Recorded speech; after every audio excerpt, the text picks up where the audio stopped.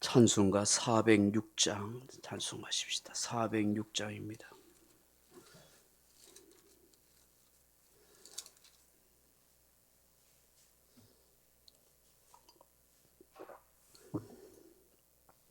(406장입니다) 고난 내 영혼 편히 싣고 가 풍랑이로도 안전한 포구 폭풍까지도 다스리시는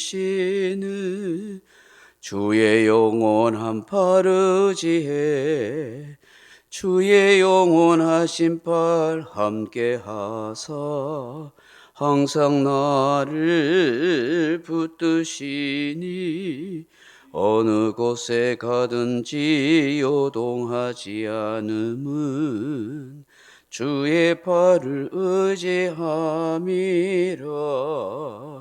세상 친구들 나를 버려도 예수 늘 함께 동행함으로 주의 은혜가 충만하리니 주의 영원한 팔 의지해 주의 영원하신 팔 함께하사 항상 나를 붙드시니 어느 곳에 가든지 요동하지 않음은 주의 팔을 의지함이라. 나의 믿음이 연약해져도 미리 예비한 힘을 주시며 위태할 때도 안보하시는 주의 영원한 팔 의지해 주의 영원하신 팔 함께하사 항상 나를 붙드시니 어느 곳에 가든지 요동하지 않음은 주의 팔을 의지함이라. 능치 못한 것 주께 없으니 나의 일생을 주께 맡기면 나의 모든 짐 대신 지시는 주의 영원한 팔 의지해 주의 영원하신 팔 함께하사 항상 나를 붙드시니 어느 곳에 가든지 요동하지 않음은 주의 팔을 의지함이라. 아멘. 하나님 말씀은 요한복음 6장 16절에서 22절 말씀 같이 읽겠습니다.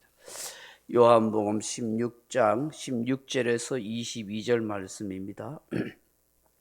조금 있으면 너희가 나를 보지 못하겠고 또 조금 있으면 나를 보리라 하리니 하시니 제자 중에서 서로 말하되 우리에게 말씀하신 바 조금 있으면 나를 보지 못하겠고 또 조금 있으면 나를 보리라 하시며 또 내가 아버지께로 감이라 하신 것이 무슨 말씀이냐 하고 또 말하되 조금 있으면이라 하신 말씀이 무슨 말씀이냐 무엇을 말씀하시는지 알지 못하노라 하거늘 예수께서 그 묻고자 함을 아시고 이르시되 내 말이 조금 있으면 나를 보지 못하겠고 또 조금 있으면 나를 보리라 함으로 서로 문의하느냐. 내가 진실로 진실로 너희에게 이르노니 너희는 곡하고 애통하겠으나 세상은 기뻐하리라. 너희는 근심하겠으나 너희 근심이 도리어 기쁨이 되리라. 여자가 해산하게 되면 그 때가 이르렀으므로 근심하나 아기를 낳으면 세상에 사람 난 기쁨으로 말미암아 그 고통을 다시 기억하지 아니하느니라. 지금은 너희가 근심하나 내가 다시 너희를 보리니 너희 마음이 기쁠 것이요 너희 기쁨을 빼앗을 자가 없으리라. 아멘. 사랑하는 성도 여러분, 예수님께서 이 제자들에게 조금 있으면 너희가 나를 보지 못하겠고 또 조금 있으면 나를 보리라 그렇게 말씀하십니다. 이 말씀을 들은 제자들이 그 예수님의 말씀을 언뜻 잘 이해하지 못합니다. 아마 그 당시에 그 자리에 우리가 있었어도 예수님이 하신 말씀을 잘 몰랐을 것입니다. 그러자 제자들이 서로 이제 웅성거리기 시작합니다. 17절 말씀에 보면 두 가지를 이해하지 못하겠다. 그렇게 고개를 갸우뚱하고 있습니다. 그 첫째가 앞서 말씀한 것처럼 조금 있으면 보지 못하다가 조금 있으면 본다는 게 뭔 뜻이야 하는 그런 의문인 것이죠. 두 번째로는 예수님께서 아버지께로 가겠다는데 아버지께로 간다는 게 무슨 의미인가 하는 것입니다.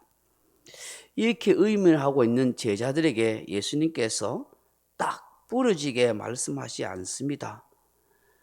사실 예수님께서는 이미 제자들에게 많은 말씀을 하셨지만 지금까지 못 알아듣고 있었기 때문입니다.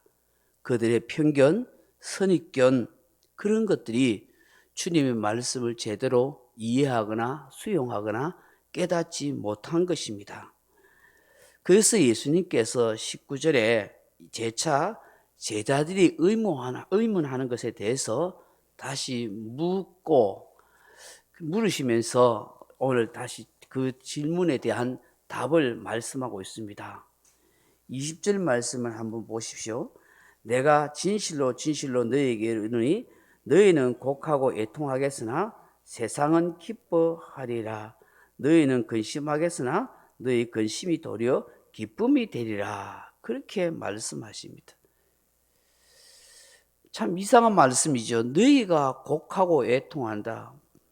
그러나 세상은 기뻐하고 너희가 근심하겠으나 너희 근심이 기쁨이 되리라고 그렇게 말씀합니다. 그러면서 여자가 아이를 해산하는 것에 대한 비유로 21절에 그렇게 말씀합니다. 아이를 베고 있는 여인이 해산할 때 그 얼마나 근심이 많으냐. 그러나 그 아이를 해산하고 나면 그 근심이 다 사라지고 그 아이 때문에 얼마나 기뻐하느냐. 그렇게 말씀하시면서 22절의 결론에 지금은 너희가 근심하나 내가 다시 너희를 보리니 너희 마음이 기쁠 것이요 너희 기쁨을 빼앗을 자가 없을 것이다. 그렇게 말씀합니다. 사랑하는 성도 여러분, 이 제자들이 의문하면서 질문한 내용에 대해서 지금 예수님께서 이렇게 말씀하고 있습니다. 너희가 근심하나 세상은 기뻐할 것이고 너희가 곡하고 애통하나 세상은 좋아하고 기뻐한다. 그러나 너희 근심이 나중에는 기쁨이 될 것이다 라고 그렇게 말씀합니다. 그럼 예수님이 하시는 이 말씀의 의미가 뭐냐면 첫째로는 예수님의 십자가의 죽으심과 부활을 말씀하는 거다 하는 것입니다. 조금은 있으면이라는 말이 이게 미크론이라는 원어 단어인데 구약에서는 하나님의 종말론인 구원의 기도와 관련하여 나타난 어구입니다. 그런데 신약에서는 이 단어가 바로 예수님의 죽으심과 부활을 말씀하는 것입니다. 아직 영적으로 미숙하고 깨달음이 적은 이 제자들에게 하나님께서 예수님을 보내신 그 목적은 바로 십자가의 죽으심과 부활이라는 것이죠. 십자가의 죽음과 부활을 통해서 구속의 완성을 이루고 하나님의 나라를 성취하시고 궁극적인 영혼을 구원하시는 하나님의 뜻이 담겨 있다 하는 것입니다. 그래서 제자들에게 조금 있으면 나를 보지 못하리라 하신 것은 바로 십자가를 통해서 죽으시는 걸 말씀하시죠. 조금 있으면 다시 보겠다는 것은 3일 만에 다시 부활하시는 것을 말씀하는 것입니다. 예수님이 십자가에 돌아가실 때 이 제자들은 잠시 근심하게 되지만 다시 예수님이 부활함으로 인해서 그들에게 기쁨이 찾아오고 그 기쁨이 크게 될 것이라고 말씀하고 있다 하는 것입니다. 둘째로는 성천하신 예수님께서 하나님의 보좌 우편에 앉으사 온 세상을 살펴보시고 심판하실 것을 말씀하는 것입니다. 예수님께서 아버지께로 감이라고 하신 것은 곧 성천 사건을 말씀하기 때문인 것입니다. 제자들이 보는 앞에서 예수님은 부활하신 후에 어떻게 하십니까? 하늘로 올라갔습니다. 누가복음 2장 24장 51절에 보시면은 축복하실 때에 그들을 떠나 하늘로 올려지시니 그들이 그에게 경배하고 큰 기쁨으로 예루살렘에 돌아가 늘 성전에서 하나님을 찬송하니라, 그렇게 말씀합니다. 사도행전 1장 9절 이하에 보시면 이 말씀을 마치시고 그들이 보는 데서 하늘로 올려져 가시니 구름이 그를 가리어 보이지 않게 되시나니 올라가실 때에 제자들이 자세히 하늘을 쳐다보고, 주님이 올라가는 거 보고 신기해가지고 자세히 쳐다봐요. 그래서 정말 예수님이 점처럼 사라질 때까지 그렇게 자세히 쳐다봤어요. 그러고 있을 때 흰 옷을 입은 이 천사들이 두 사람이 그들 곁에 이르되 갈릴리 사람들아 어찌하여 서서 하늘을 쳐다보느냐, 너희 가운데서 하늘로 올려주신 이 예수는 하늘로 가심을 본 그대로 다시 오시리라 하였느니라, 그렇게 말씀하십니다. 결국 예수님은 그 말씀을 통해서 십자가의 죽으심과 부활과 성천을 너희들 두 눈으로 똑똑하게 목격하게 될 것이라고 그걸 말씀한 거예요. 그것이 조금 있으면 보지 못하고 조금 있으면 다시 보게 될 것이고, 그것이 곧 아버지께로 예수님을 가게 되는 것을 말씀하는 거예요. 그래서 예수님의 고난과 죽으심이 당장에는 제자들에게 근심이 되지만 예수님의 부활하심과 그리고 성천하심 그리고 보혜사 성령님을 보내주시는 것은 너희들에게 더할 수 없는 기쁨이 되고 그 기쁨은 그 누구도 빼앗을 수 없다라고 말씀하고 있는 것입니다. 사랑하는 성도 여러분, 인간만사 세옹지마라 하는 말이 있습니다. 슬픔과 기쁨, 근심과 즐거움이 교차하는 인생이라는 그런 말입니다. 그러나 우리 그리스도인의 삶은 슬픔 뒤에 영원한 기쁨, 근심 뒤에 말할 수 없는 즐거움만 있는 인생인 것입니다. 바로 예수님의 십자가의 고난과 죽으심을 통해서 우리에게 영원한 구원, 영원한 생명을 주셨기 때문입니다. 그 구원의 기쁨은 아무도 빼앗을 수가 없습니다. 그것은 바로 만유가 되신 하나님께서 예수 그리스도를 통해서 주신 구원의 기쁨, 구원의 생명이기 때문입니다. 우리가 이것을 확실히 믿고 살아가야 하는 것입니다. 성령이 우리 안에 이 기쁨으로 늘 충만하게 역사하십니다. 일찍이 이사야 선지자는 이 사실을 이사야 61장 3절 이하에 말씀하십니다.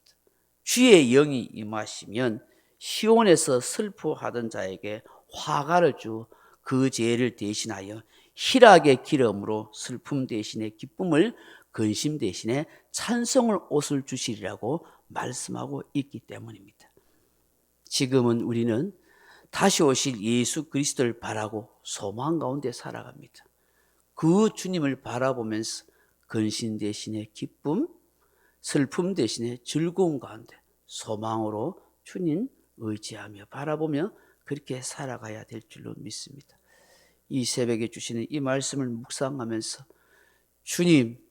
주님의 죽으심과 부활로 통해서 나에게 근심 대신에 기쁨을 주신 걸 알고 어떤 상황과 환경 속에서도 소망의 주님을 통해서 기쁨이 있는 인생이 되게 하여 주옵소서.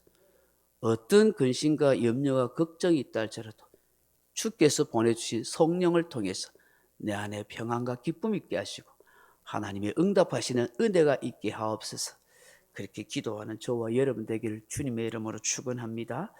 명령과 선포합니다. 1. 나는 주님의 은혜로 모든 일에 날마다 점점 더 좋아지고 있다. 나는 오늘부터 다른 사람을 비난, 원망하거나 비판, 판단, 정죄하지 않겠습니다. 나는 하나님 다음으로 나를 사랑한다. 나는 나를 사랑한다. 교만은 독약이다. 그 어떤 경우에도 감사합니다. 나는 내 안에 살아계신 예수님 때문에 행복하다. 있을지어다 그대로 되니라. 좋았더라. 아멘. 기도하시다가 돌아가시기 바랍니다.